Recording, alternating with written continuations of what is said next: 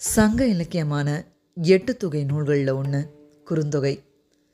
இந்த நூலில் வர யாயும் யாயும்ன்ற 40வது பாடல் சில திரைப்படங்கள்லையும் நம்ம கேட்டிருப்போம். அதுக்கான அர்த்தம் என்னன்னு தெரிஞ்சுக்கலாமா? யாயும் யாயும், என் தாயும் உன் தாயும் யாராகியரோ யார் யாரோ, எந்தையும் நுந்தையும் என் தந்தையும் உன் தந்தையும் எம்முறை கேளீர். எவ்வகையில் உறவினர்கள்?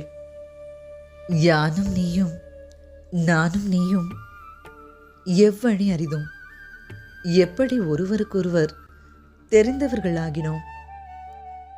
செம்புல பெயநீர் போல் செம்மண் நிலத்துல மழை பெய்யறப்போ நீரும் மண்ணும் இணைஞ்சு பிரிக்க முடியாத சகதியாகிடுது. அன்புடை நெஞ்சம்தான் கலந்தனவே. அதை போல நம்மளுடைய மனங்களும் பிரிக்க முடியாதபடி கலந்து விட்டன.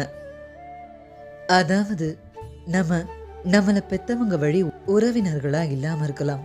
ஆனா இப்போ அந்த மண்ணும் மழையும் போல பிரிக்க முடியாதபடி இணைஞ்சிட்டோம்னு தலைவன் தலைவியை பார்த்து காதல் வழிய சொன்ன வரிகள் தான் இந்த புகழ்பெற்ற பாடலுடைய அர்த்தங்க.